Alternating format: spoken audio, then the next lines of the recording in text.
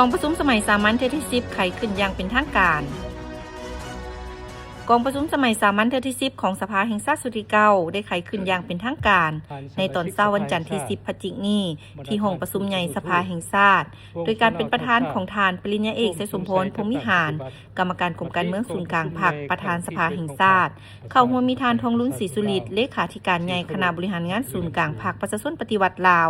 ประธานประเทศบรรดาทานการน้ำคันสูงและอดีตการน้ำคันสูงของพรรครัฐทานสอนไส้ศรีพันดรกรรมการกรมการเมืองศูนย์กลางพรรคนายกรัฐมนตรีและบรรดาทานสมาชิกรัฐบาลสมาชิกสภาแห่งชาติจาก18เขตเลือกตั้งทั่วประเทศบรรดาทานทูตอนุทูตต่างหน้าองค์การจัดตั้งสากลประจำสาธารณรัฐประชาธิปไตยประชาชนลาวและแขกถึกเชิญทานปริญญาเอกไสยสมพรพรหมวิหารได้กล่าวสุนทรพจน์เปิดกองประชุมอย่างเป็นทางการมื้อนี้กองประชุมสมัยสามัญเทื่อที่10ของสภาแห่งชาติสุดที่9ได้ไขขึ้นอย่างเป็นทางการในท่ามกลางบรรยากาศที่ทั่วพรรคทั่วรัฐทั่วกำลังประกอบอาวุธและทั่วปวงชนลาวทั้งชาติร่วมสุมใส่จัดตั้งปฏิบัติมติกองประชุมใหญ่ครั้งที่11ของพรรคแผนพัฒนาเศรษฐกิจสังคมแห่งชาติ5ปีครั้งที่9สมัยท้ายสมัยเข้าสู่เวียงานตัวจริงของแต่ละโครงเขตอย่างตั้งหน้าบรรดาองค์คณะพรรคกระทรวงองค์การท้องถิ่นต่างๆได้ดำเนินกองประชุมใหญ่ผู้แทนของตนโดยผลสำเร็จอันจบงานทุกประการและมาถึงปัจจุบันนี้ทั่วประเทศพ่วมมีขบวนการกาเกียมเฉลิมฉลองวันสถาปนาสาธารณประชาธิปไตยประชาชนลาว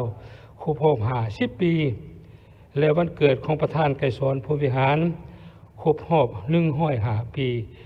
ด้วยกิจกรรมต่างๆอย่างฟดฟื้นและทั่วภาคพ่วมซุ่มใส่กาเกมพร้อมด้านให้แก่การดำเนินกองประชุมใหญ่ผู้แทนทั่วประเทศครั้งที่2ของตนและกาเกมในการเลือกตั้งสมาชิกสภาแห่งชาติสุดที่10และสมาชิกสภาประชาชนครั้งสุดที่5ที่จัดขึ้นในต้นปี2026นี้กองประชุมได้รับฟังบทรายงานของทานนายกรัฐมนตรีเกี่ยวกับการจัดตั้งปฏิบัติแผนพัฒนาเศรษฐกิจสังคมแห่งชาติ5ปีครั้งที่9ในปี2021-2025ประจำปี2025การจัดตั้งปฏิบัติแผนงบประมาณแห่งรัฐ5ปีในปี2021-2025ประจำปี2025และแผนเงินตราประจำปี2025ห่างแผนพัฒนาเศรษฐกิจสังคม5ปีครั้งที่10ในปี2026-2030ประจำปี2026ห่างแผนงบประมาณแห่งรัฐ5ปีในปี2026-2030ประจำปี2026และห่างแผนเงินตราประจำปี2026การดัดแก้งบประมาณแห่งรัฐรายรับรายจ่ายวิชาการของคะแนนการขั้นศูนย์กลางและท้องถิ่นปี2025และเงินเกินแผนปี2024ท่านสมมาตรพ้นเสนารองประธานสภาแห่งชาติต่างหน้าให้คณะประจำสภาแห่งชาติก็ได้ประกอบคำเห็นต่อบทรายงานของทานนายกรัฐมนตรีจากนั้นประธานกองประชุมได้มีคำเห็นจอจีมทางให้ที่ซี่นำในการค้นคว้าประกอบคำคิดคำเห็นบรรดาสมาชิกสภาแห่งชาติก็ได้พร้อมกันสุมใส่ค้นคว้าและประกอบคำเห็นต่อบทรายงานดังกล่าวจนฮอดภาคบ่ายของวันที่11พฤศจิกายนตามวาระกองประชุมกองประชุมสมัยสามัญเทื่อที่10ของสภาแห่งชาติสุดที่9จะได้ดำเนินไปจนฮอดวันที่21พฤศจิกายน2025จึงจะอัดลงอย่างเป็นทางการ